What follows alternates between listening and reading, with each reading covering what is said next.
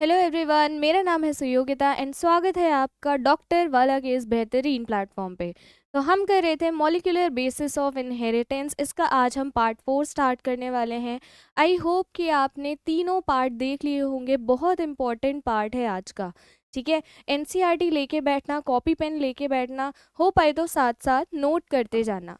ठीक है, नहीं तो एंड में आप नोट करते रहना आराम से। ठीक, चलो स्टार्ट करते हैं। हमें स्टार्ट करना है ट्रांसलेशन से। ट्रांसलेशन क्या होता है? ट्रांसलेशन एक प्रोसेस होता है अमीनो एसिड्स के पॉलीमराइजेशन का।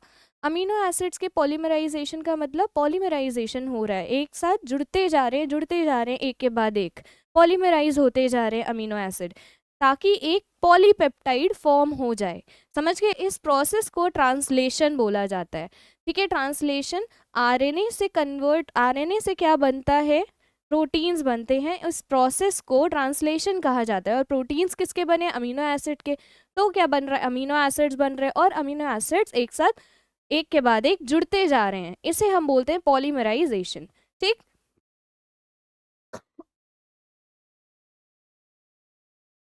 देखो, ऑर्डर या फिर सीक्वेंस जो होता है अमीनो एसिड्स का, इसे हम डिफाइन करते हैं by the sequence of basis. कि बेसिस का कैसा सीक्वेंस है एमआरएनए में। एमआरएनए में जो भी सीक्वेंस होगा बेसिस का, है ना, ATGC ये डीएनए का होता है, AUGC थाइमीन की जगह यूरासिल आ जाता है आरएनए में। तो यहाँ पे क्या होता है? जो भी ऑर्डर या फिर सीक्वेंस होता है अमीनो एसिड का, उसे हम कैसे डिफाइन करते हैं कि एमआरएनए में बेसिस का क्या सीक्वेंस है। ठीक है, अच्छा, अमीनो एसिड्स एक साथ ज्वाइंट होते हैं कौन से बॉन्ड से? पेप्टाइड बॉन्ड से। ये बहुत अच्छे से याद रखना है। अमीनो एसिड कौन से बॉन्ड से जुड़े हुए होते हैं? पेप्टाइड बॉन्ड से। और इस बॉन्ड को बनाने में एनर्जी की रिक्वायरमेंट होती है। ठीक, एनर्जी की रिक्वायरमेंट होती है। फर्स्ट फेज में क्या होता है ट्रांसलेशन के? इटसेल्फ अमीनो एसिड एक्टिवेट हो जाते हैं किसके प्रेजेंस में? एटीपी के प्रेजेंस में। क्यों? क्योंकि एटीपी एक एनर्जी का फॉर्म है। ठीक, अच्छा, ये लिंक्ड होते हैं, जुड़ते किससे हैं? कॉग्नेट टीआरएनए से। अपने कॉग्नेट टीआरएनए से मतलब जिससे ये डिराइव हुए। ठीक, जिससे ये डिराइव हुए हैं, जिस तरह से ये डिराइव हुए हैं। अच्छा, प्रोसेस क्या होता है? ये इस प्रोसेस को क्या बोलते हैं जब ये एक्टिवेट हो रहे होते हैं?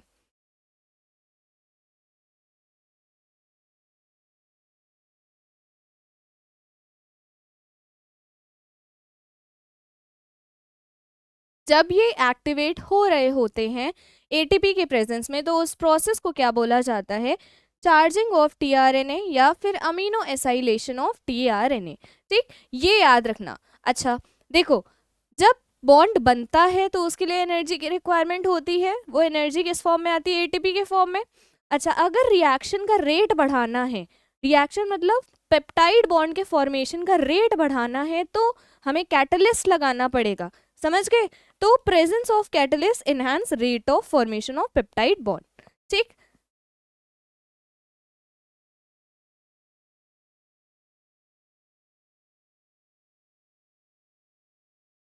सॉरी।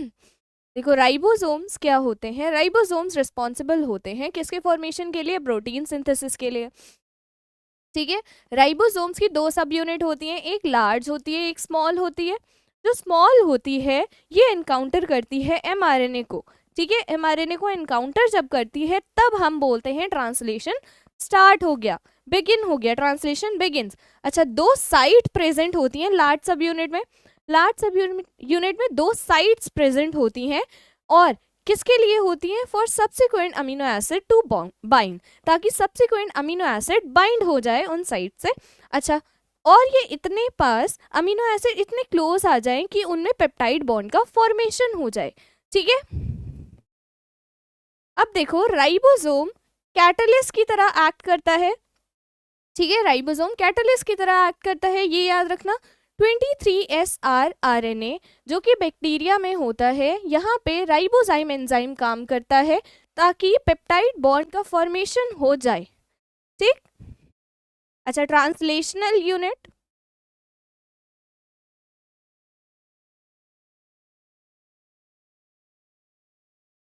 सॉरी, ट्रांसलेशनल यूनिट जो होती है एमआरएनए में, ट्रांसलेशनल यूनिट क्या होती है? एक सीक्वेंस होता है आरएनए का जो पॉलीपेप्टाइड के लिए कोड करता है। पॉलीपेप्टाइड किसका बना होता है? बहुत सारे अमीनो एसिड्स का। ठीक, बेसिकली प्रोटीन के लिए कोड करता है, ठीक है। अच्छा, mRNA के पास सेम कुछ एडिशनल सीक्वेंसेस होते हैं, कुछ और एडिशनल सीक्वेंसेस होते हैं जो कि नॉन ट्रांसलेटेड होते हैं, मतलब ट्रांसलेट ही नहीं होते हैं पॉलीपेप्टाइड में, प्रोटीन में ट्रांसलेट नहीं होते, इन्हें बोलते हैं यूटीआर्स। यूटीआर्स क्या है? अनट्रांसलेटेड रीजन्स, ठीक है। यूटीआर्स क्या है? Untranslated regions. यूटीआर्स प्रेजेंट होते हैं कहाँ? 5' 5' और 3' दोनों ही एंड पे। 5' पे कहाँ पे? स्टार्ट कोडॉन से पहले। 3' पे कहाँ पे? स्टॉप कोडॉन के बाद, ठीक है।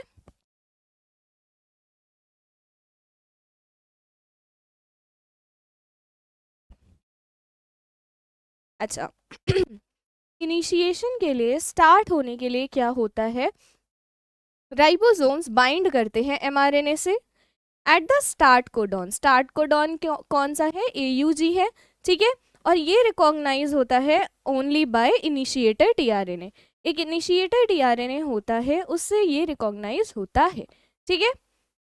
यहाँ पे देखो, ये 2 सब यूनिट है राइबोसोम की, ठीक है। टीआरएनए है यहाँ पे, ठीक। टीआरएनए लेके आ रहा है अमीनो एसिड को, ताकि इस पे mRNA पे ये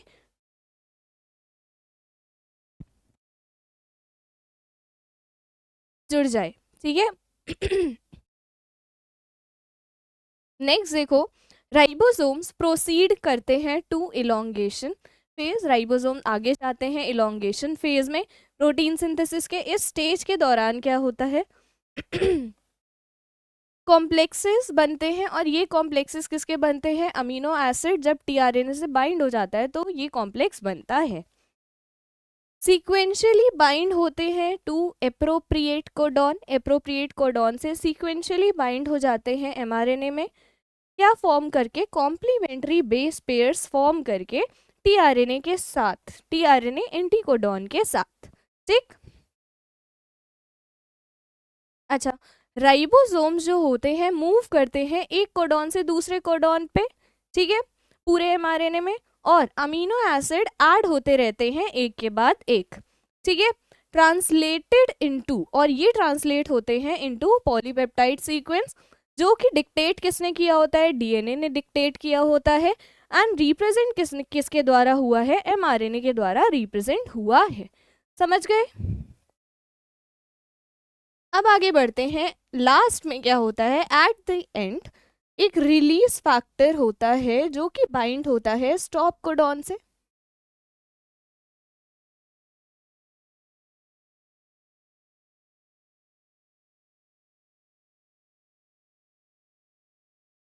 सॉरी, एक रिलीज फैक्टर बाइंड होता है स्टॉप कोडॉन से एंड टर्मिनेट करता है ट्रांसलेशन के प्रोसेस को, एंड रिलीज करता है एक complete polypeptide chain from the ribosome. समझ गए? अब आगे बढ़ते हैं। Regulation of gene expression. Gene expression जो होते हैं रेगुलेट किए जाते हैं एट सेवरल लेवल्स, ठीक है। यूकेरियोट्स में क्या होता है? रेगुलेशन एग्जर्ट होता है एट ट्रांसक्रिप्शनल लेवल, जो कि फॉर्मेशन होता है प्राइमरी ट्रांसक्रिप्ट का। प्रोसेसिंग लेवल होता है रेगुलेशन स्प्लाइसिंग का। नेक्स्ट, ट्रांसपोर्ट होता है mRNA का फ्रॉम न्यूक्लियस टू साइटोप्लाज्म।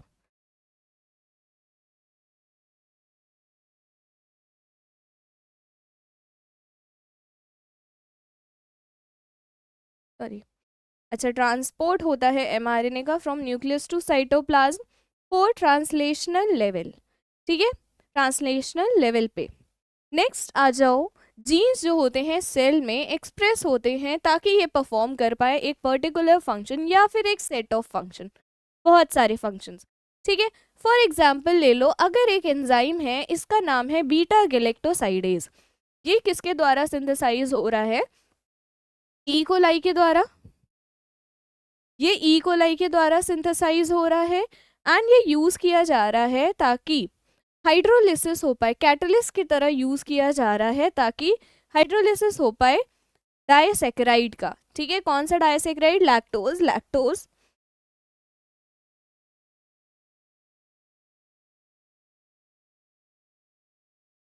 कौन सा डाइसैकेराइड? लैक्टोज। लैक्टोज किसमें? गैलेक्टोज एंड ग्लूकोज, ठीक है। अच्छा, बैक्टीरिया यूज करता है इन्हें as a energy source, energy source की तरह बैक्टीरिया इसे यूज करता है, ठीक है। नेक्स्ट देखो, अगर बैक्टीरिया के पास लैक्टोज नहीं है, ऐसी कंडीशन में क्या होगा? जो एनर्जी सोर्स होगा वो तो है ही नहीं, है ना। अच्छा, they would know longer require the synthesis. अगर एनर्जी सोर्स लैक्टोज ही नहीं है तो फिर वो सिंथेसाइज क्यों करेंगे बीटा गैलेक्टोसाइडेज का, है ना, कोई काम ही नहीं। ये क्या होता है? बेसिकली मेटाबॉलिक, फिजियोलॉजिकल या फिर एनवायरमेंटल कंडीशंस होती हैं जो कि रेगुलेट करती हैं किसी भी जीन का एक्सप्रेशन कैसे हो रहा है, किस तरह से हो रहा है, ठीक। प्रोकैरियोट्स में अब देखते हैं। प्रोकैरियोट्स में एक ट्रांसक्रिप्शनल यूनिट होती है एक गिवन प्रमोटर रीजन पे, ठीक है, एंड एक्टिविटी होती है आरएनए पॉलीमरेज की। ये रेगुलेट किया जाता है by interaction with accessory protein. साथ में जो प्रोटीन्स प्रेजेंट होते हैं वहाँ उसी से ये इंटरेक्शन रेगुलेट किया जाता है। और ये प्रोटीन्स जो होते हैं एक्सेसरी, जो हेल्प करते हैं इस प्रोसेस में, प्रोटीन्स ये एक्टिवेटर की तरह भी काम कर सकते हैं, रिप्रेसर की तरह भी काम कर सकते हैं, ठीक है। जब ये एक्टिवेटर की तरह काम कर रहे हैं तो इन्हें पॉजिटिवली रेगुलेशन बोलेंगे, पॉजिटिव रेगुलेशन, एंड रिप्रेसर की तरह नेगेटिव, ठीक।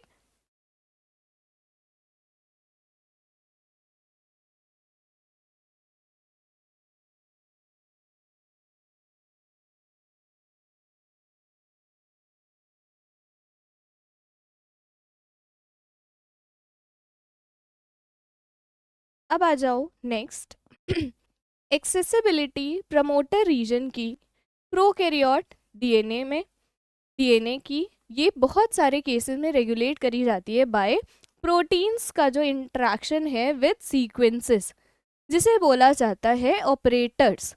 समझ गए? ऑपरेटर रीजन जो होता है एडजेसेंट होता है प्रमोटर के बगल में ऑपरेटर रीजन होता है। अभी लैक ओपेरॉन में आप सब कुछ देखोगे। एडजेसेंट होता है to promoter element in most operons and in most cases sequences जो होते हैं ऑपरेटर के, ये बाइंड हो जाते हैं रिप्रेसर प्रोटीन से, ठीक है।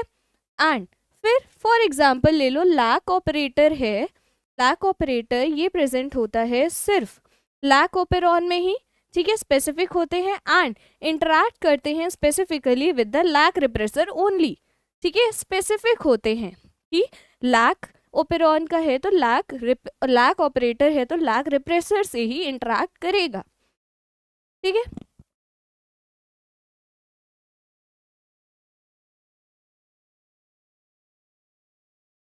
अच्छा, अब आ जाओ ओपेरॉन मॉडल पे, ओपेरॉन मॉडल पे आ जाओ। ओपेरॉन क्या है? एक कॉन्सेप्ट था जो कि जैकोब एंड मोनॉड ने दिया था, ये याद रखना, इनके नाम पूछा जाता है, ठीक है।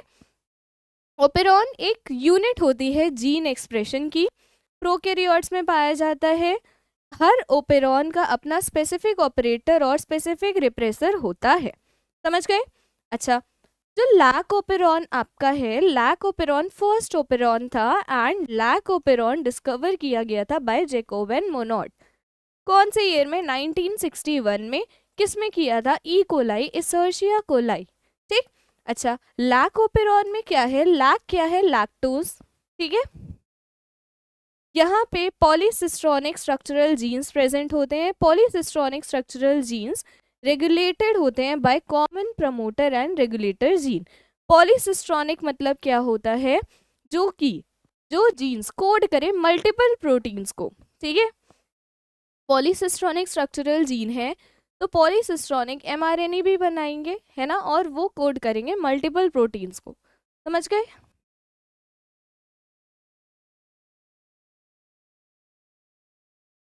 लैकोपेरॉन अब बना किन किन चीज़ों का है? Structural gene. पहले देख लो लैकोपेरॉन दिखता कैसा है। ये है लैकोपेरॉन आपका, पहले ऐसे देख लो। ये सारे आपके स्ट्रक्चरल जीन हैं, ZYA, ये ऑपरेटर रीजन है, प्रमोटर, ये रिप्रेसर, रेगुलेटरी प्रोटीन, ठीक है, रेगुलेटरी जीन है। रेगुलेटरी जीन देखो, अगर इंड्यूसर नहीं है। इंड्यूसर कौन है यहाँ पे? मीडियम में जो लैक्टोज होता है।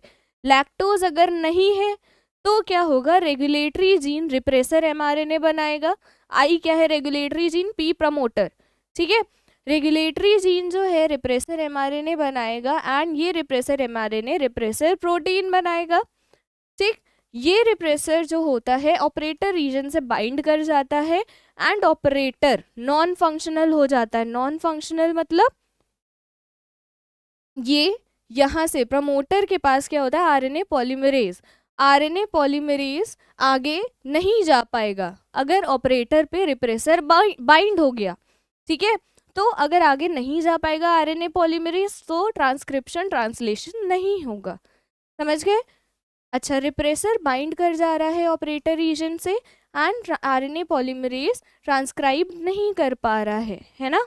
ठीक, अच्छा यहाँ पे देखो, यहाँ पे एब्सेंट था इंड्यूसर तो ये स्विच ऑफ मान लो, है ना? यहाँ पे प्रेजेंस है ना? इंड्यूसर प्रेजेंट है, इंड्यूस कर देगा, है ना?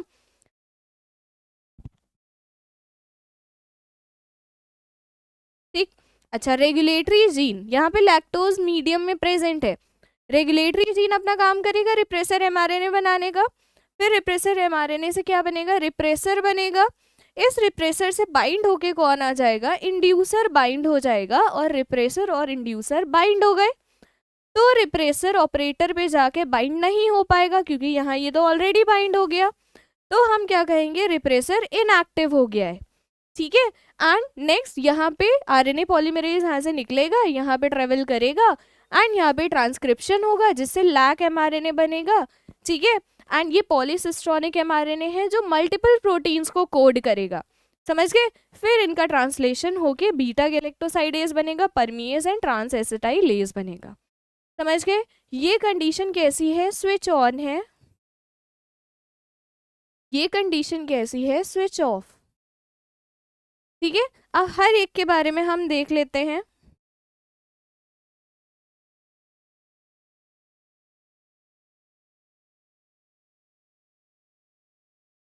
देखो, लैक ओपेरॉन स्ट्रक्चरल जीन का बना है, अभी देखा आपने स्ट्रक्चरल जीन। ये सिंथेसिस कंट्रोल करते हैं एमआरएनए का थ्रू आउट ट्रांसक्रिप्शन, जब तक ट्रांसक्रिप्शन चलेगा। ठीक, अच्छा 3 स्ट्रक्चरल जीन्स होते हैं ZYA, ये फॉर्मेशन करते हैं पॉलीसिस्ट्रॉनिक एमआरएनए का। पॉलीसिस्ट्रॉनिक क्या बताया अभी? जो मल्टीपल प्रोटीन्स को कोड कर पाए। ZYA फॉर्मेशन करते हैं पॉलीसिस्ट्रॉनिक एमआरएनए का। ये रेगुलेट करते हैं किसका किसका सिंथेसिस? अभी देखा था beta galactosidase, permease, transacetylase enzymes का।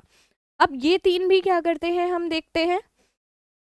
देखो, बीटा गैलेक्टोसाइडेज जो होता है हाइड्रोलिसिस करवाता है लैक्टोज का इनटू ग्लूकोज एंड गैलेक्टोज। ठीक है, परमीएज क्या करता है? एंट्री करवाता है लैक्टोज की इन सेल। कैसे? परमिएबल बना के सेल मेम्ब्रेन को। समझ गए? अच्छा, नेक्स्ट ट्रांस एसिटाइलेज परफॉर्म करता है मेटाबॉलिज्म टॉक्सिक गैलेक्टोसाइड्स का। ठीक, अच्छा ऑपरेटर रीजन पे आते हैं। ऑपरेटर रीजन कंट्रोल करता है एक्टिविटी स्ट्रक्चरल जीन्स की। स्ट्रक्चरल जीन्स की एक्टिविटी को कंट्रोल करता है ऑपरेटर रीजन। जब रिप्रेसर रेगुलेटरी जीन का बाइंड हो जाता है ऑपरेटर जीन से, बाद में ये स्विच ऑफ हो जाता है। ठीक है, जब बाइंड कर जाएगा स्विच ऑफ हो जाएगा, आगे आरएनए पॉलीमरेज जा ही नहीं पाएगा ZYA पे, तो ट्रांसक्रिप्शन हो नहीं पाएगा। तो ये क्या है? कैसी कंडीशन? स्विच ऑफ कंडीशन है। ठीक अच्छा, नेक्स्ट देखो, प्रमोटर रीजन क्या होता है? ये इनिशिएटर सिग्नल की तरह काम करता है एंड इसके पास आरएनए पॉलीमरेज एंजाइम होता है। क्या होता है इसके पास? आरएनए पॉलीमरेज एंजाइम होता है। जब ऑपरेटर रीजन फंक्शनल होता है तो आरएनए पॉलीमरेज ट्रेवल करता है स्ट्रक्चरल जीन्स पे एंड ट्रांसक्रिप्शन परफॉर्म करवाता है। ओपेरॉन स्विच ऑन हो जाएगा। समझ गए? एंड रेगुलेटर जीन जो होता है रेगुलेट करता है सिंथेसिस रिप्रेसर का, और इसे और क्या बोलते हैं? इनहिबिटर जीन या फिर आई जीन भी बोलते हैं। ठीक है, अब नेक्स्ट आते हैं हम रिप्रेसर की बात करते हैं। रिप्रेसर होता क्या है एक्चुअली? रिप्रेसर प्रोटीनेशियस सब्सटेंस होता है, ये फॉर्म्ड होता है बाय रेगुलेटरी जीन। अभी देखा था रेगुलेटरी जीन रिप्रेसर बनाता है।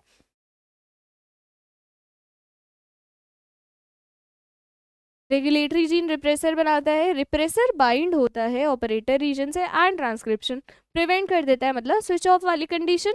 ठीक।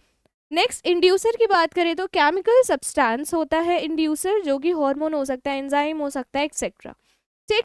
जब इंड्यूसर प्रेजेंट होता है मीडियम में तो इंड्यूसर कंबाइन हो जाता है विद रिप्रेसर इस तरह से कि ये अनेबल करता है बाइंड करना ऑपरेटर रीजन से, मतलब कि इंड्यूसर आया रिप्रेसर से बाइंड हो जाएगा, तो रिप्रेसर जाके ऑपरेटर रीजन पे बाइंड ही नहीं हो पाएगा एंड ये कंडीशन स्विच ऑन वाली हो गई। समझ गए? ये आपने देख ही लिया है। अब आते हैं ह्यूमन जीनोम प्रोजेक्ट। ये बहुत इंपॉर्टेंट है, बहुत ध्यान से सुनना, क्वेश्चंस बनते हैं इससे।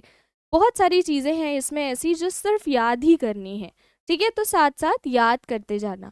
देखो, HGP बोलते हैं, HGP ह्यूमन जीनोम प्रोजेक्ट। ये कैसा प्रोजेक्ट है? मेगा प्रोजेक्ट है, ठीक है? मेगा प्रोजेक्ट क्यों बोलते हैं, आपका होमवर्क है, ये आप होमवर्क में कमेंट में बताएंगे। ठीक। अच्छा देखो, ह्यूमन जीनोम जो होता है अप्रॉक्स 3 × 10⁹ बेस पेयर का होता है।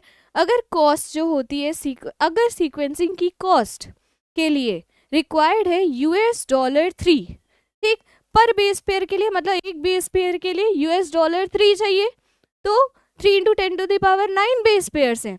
फिर क्या होगा, टोटल एस्टिमेटेड कॉस्ट जो होगी प्रोजेक्ट की वुड बी अप्रॉक्सीमेटली $9 बिलियन होगी। ठीक है, टोटल एस्टिमेटेड कॉस्ट एक का $3 है, ठीक, $3 पर बेस पेयर। बाद में पूरा एस्टिमेट निकाले तो सबका अगर हम देखने लगे तो $9 बिलियन का खर्चा होगा, है ना? तो अगर हमें जो सीक्वेंस मिले एक सिंगल सेल से, एक सिंगल ह्यूमन सेल से, अगर हमें जितने भी सीक्वेंस मिले, ये हमें स्टोर करना है एक टाइप्ड फॉर्म में किसी एक बुक में, और हर पेज में उस बुक के 1000 लेटर हों और हर बुक में 1000 पेजेस हों। देन कितनी बुक्स ऐसी चाहिए? 3300 ऐसी बुक्स चाहिए हमें ये इंफॉर्मेशन स्टोर करने के लिए। कौन सी इंफॉर्मेशन? DNA सीक्वेंस की, जो कि हमने एक सिंगल ह्यूमन सेल से निकाला है। एक सिंगल ह्यूमन सेल से हमने इतना किया, फिर बहुत सारी सेल्स है ना।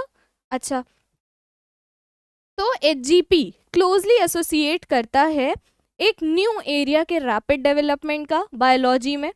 तो वो न्यू एरिया कौन सा है? याद रखना है, बायो इन्फॉर्मेटिक्स। ठीक है, इसके बहुत ज़्यादा अभी स्कोप है।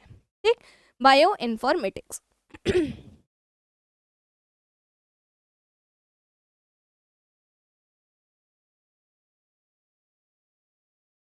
अब आते हैं, देखो नेक्स्ट HGP मेगा प्रोजेक्ट है जो कि स्टार्ट किया गया था by US Department of Energy and National Institute of Health for sequencing human genome in 1990। ये पूरा याद करना है, ठीक है? बाद में वेलकम ट्रस्ट जो यूके का था, इसने ज्वाइन किया प्रोजेक्ट को एज मेजर पार्टनर। ठीक है, मेजर पार्टनर कौन बना? वेलकम ट्रस्ट, जो कि यूके का था। अच्छा, बाद में क्या हुआ? जापान, फ्रांस, जर्मनी, चाइना और कुछ और भी कंट्रीज ने इसे ज्वाइन किया। समझ गए? एंड ये जो प्रोजेक्ट है ये कंप्लीट हुआ 2003 में, याद रखना। नेक्स्ट आ जाओ, गोल्स क्या हैं HGP के?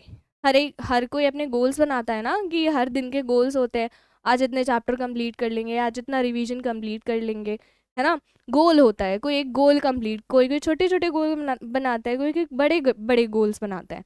अच्छा, गोल्स ऑफ HGP आइडेंटिफाई करना सारे approximately 20,000 to 25,000 genes in human DNA, जितने भी ह्यूमन DNA में हैं। अच्छा, डिटरमाइन करना sequences of 3 billion chemical base pair जो भी प्रेजेंट है, जो कि एक ह्यूमन DNA को बना रहे हैं, सबको डिटरमाइन करना है, ये गोल है। स्टोर करना है इस इंफॉर्मेशन को डेटाबेसेस में। ठीक, इम्प्रूव करना है टूल्स ताकि डेटा एनालिसिस अच्छे से हो पाए।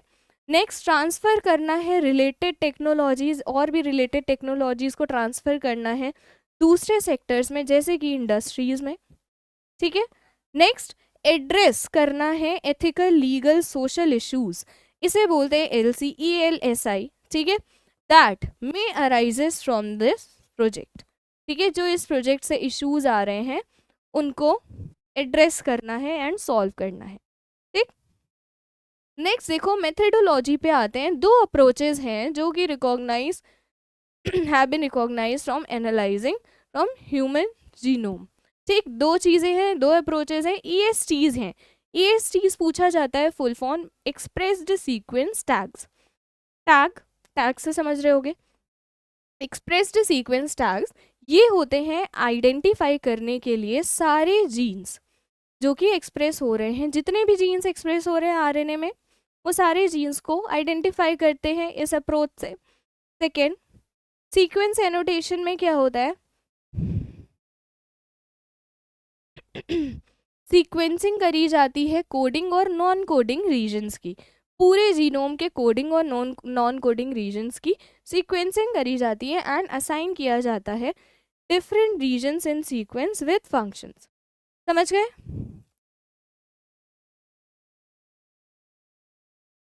सीक्वेंसिंग के लिए क्या किया जाता है, टोटल डीएनए जो होता है सेल का आइसोलेट कर लेंगे, फिर उसको कन्वर्ट कर देंगे रैंडम फ्रेगमेंट्स में फिर क्लोन करना है सूटेबल होस्ट में, क्या यूज़ करके, स्पेशलाइज वेक्टर्स का यूज़ करके, ठीक। ये भी बायोटेक्नोलॉजी में डिटेल में पढ़ोगे।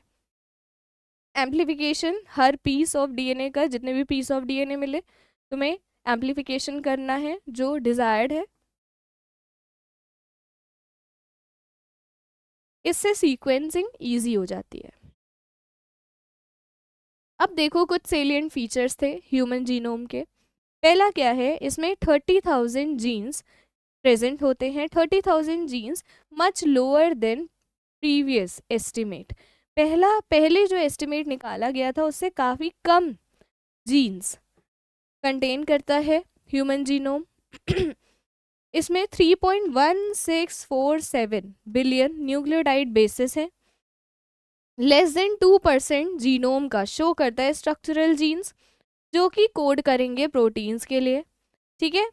नेक्स्ट, एवरेज जीन साइज जो होता है 300 बेस पेयर होता है, बट साइज वेरी कर सकता है greatly with largest known human gene being dystrophin. Largest known human gene कौन सा है, डिस्ट्रोफिन है, ठीक है।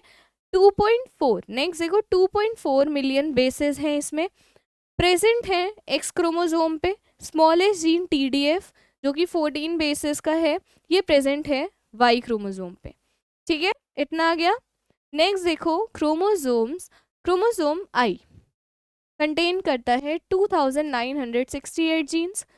वाई क्रोमोजोम में 231 जीन्स हैं। ह्यूमन क्रोमोजोम की बात करें तो 99, देखो इसे ध्यान रखना, 99.9% जो है न्यूक्लियोटाइड बेसिस का वो एग्जैक्टली सेम है सारे ह्यूमन बीइंग्स में, ठीक है। अबाउट 1.4 मिलियन लोकेशन जो होती है हैव बीन रिपोर्टेड जहाँ पे ऐसी 1.4 मिलियन लोकेशन ढूंढी गई है जहाँ पे एक सिंगल न्यूक्लियोटाइड का डिफरेंस है। एक सिंगल न्यूक्लियोटाइड का डिफरेंस है मतलब अलग दिख रहा है ना, इसे बोलते हैं SNPs। SNPs का फुल फॉर्म पूछा जाता है सिंगल न्यूक्लियोटाइड पॉलीमॉर्फिज्म डिफरेंस मतलब, ठीक है।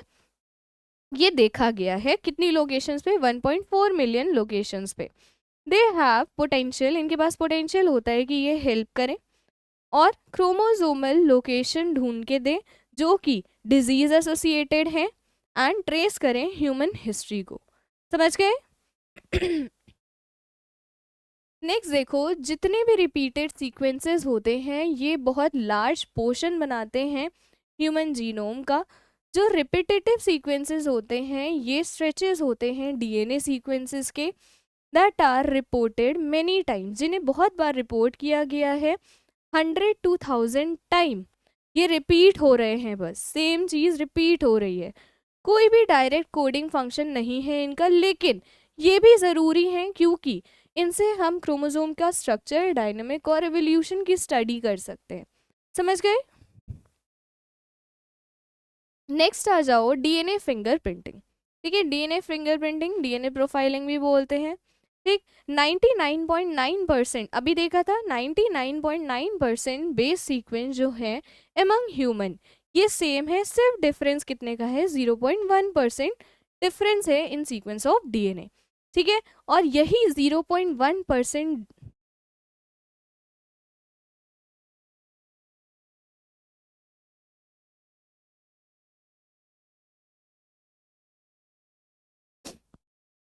और यही 0.1% डिफरेंस है जो हर एक इंडिविजुअल को डिफरेंट बनाता है, यूनिक बनाता है इन फिनोटाइप।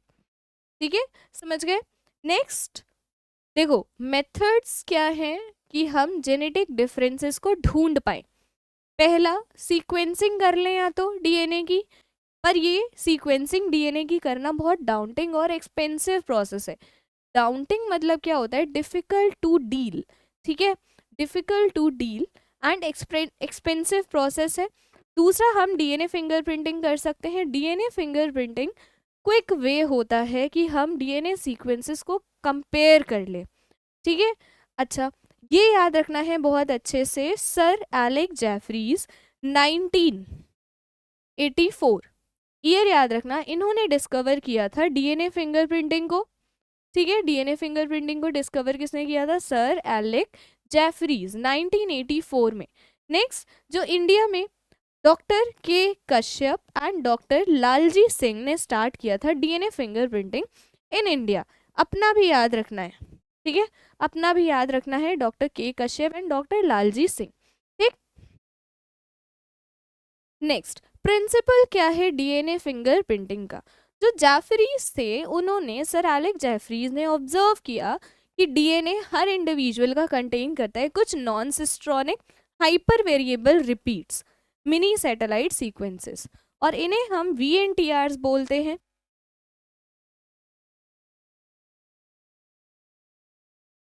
इन्हें हम क्या बोलते हैं, वीएनटीआरस बोलते हैं। वीएनटीआरस क्या है, variable number of tandem repeats.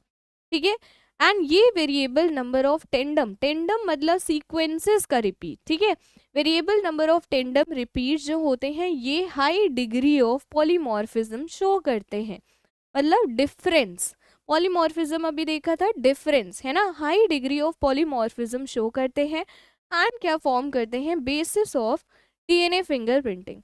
मतलब इन वीएनटीआरस के बेसिस पे जब हम फ्रेगमेंट्स में कट करते हैं डीएनए मॉलिक्यूल को, तो उसमें वीएनटीआर भी मिलते हैं हमें, एंड हम उसका डीएनए फिंगरप्रिंटिंग कर देते हैं ताकि हम उसे कंपेयर कर पाए। ठीक है, अब देखो, डीएनए पॉलीमॉर्फिज्म क्या होता है, वही पॉलीमॉर्फिज्म डिफरेंसेस, वेरिएशन जब हो जेनेटिक लेवल पे। ठीक है, जेनेटिक लेवल पे वेरिएशंस। अच्छा, ये किस वजह से हो सकता है, म्यूटेशंस की वजह से हो सकता है। दूसरा, इनहेरिटेबल म्यूटेशंस की वजह से हो सकता है, एंड ये ऑब्जर्व किए जाते हैं एक पॉपुलेशन में at high frequency. High frequency से क्या मतलब है, ग्रेटर देन 0.01। ठीक है, फ्रीक्वेंसी। अच्छा, टेक्निक क्या होती है डीएनए फिंगरप्रिंटिंग की, सबसे पहले तो सेल से डीएनए को आइसोलेट कर लो और वो पूरा बड़ा सा डीएनए मिल जाएगा। फिर क्या करना है, उसको काटना है। किससे काटोगे, कौन है मॉलिक्यूलर सीजर, रेस्ट्रिक्शन एंजाइम है। ठीक है,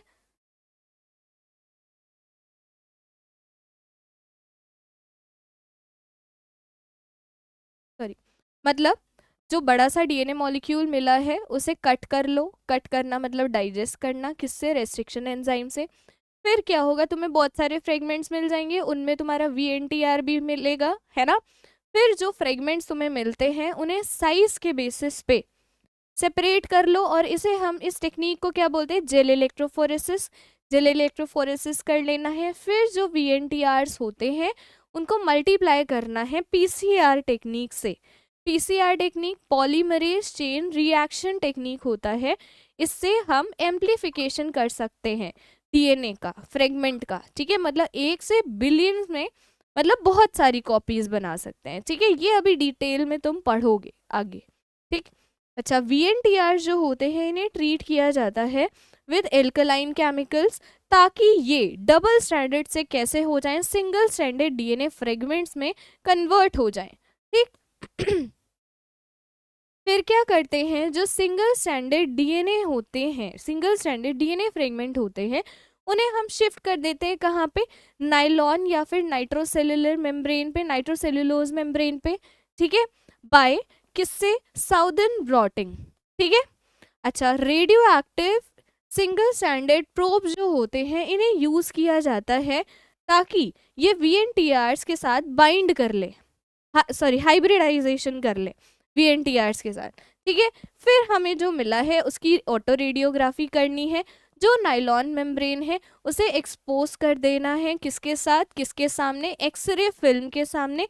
एंड हमें मार्क कर देनी है वो जगह जहाँ पे रेडियो एक्टिव प्रोब ने बाइंड किया है DNA फ्रेगमेंट के साथ। फिर वो जो जगह होंगी उन्हें हम डार्क बैंड्स की तरह मार्क कर देंगे जब एक्सरे फिल्म डेवलप होगी। समझ गए पूरी टेक्निक, ठीक। जहाँ ना आया हो बता देना कमेंट सेक्शन में। अब देखो ये लास्ट टॉपिक है इस लेक्चर का, applications of DNA fingerprinting. DNA fingerprinting की एप्लीकेशंस कहाँ कहाँ यूज़ होता है, किस चीज़ में हेल्प करता है, बहुत ईजी सा है, तुरंत तुरंत याद करके जाना, ठीक है।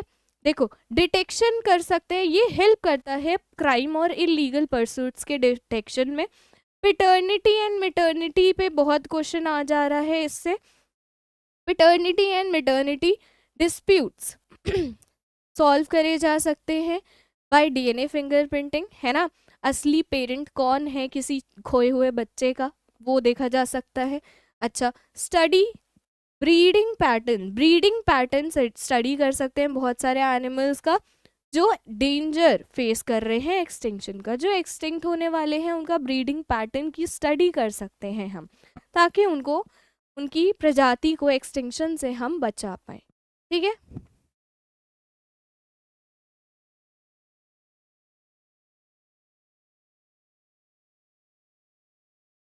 प्रोवाइड ये हेल्प करता है इंफॉर्मेशन प्रोवाइड करवाने में about relationship of man with apps, apps के साथ मैन का रिलेशनशिप, इसकी स्टडी इंफॉर्मेशन प्रोवाइड करवाता है DNA फिंगरप्रिंटिंग। अच्छा, ये हेल्प करता है डिटरमाइन करवाने में पॉपुलेशन और जेनेटिक डाइवर्सिटीज, ठीक है।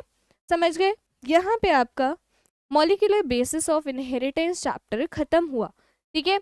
कोई भी डाउट हो इससे कमेंट सेक्शन में बता देना।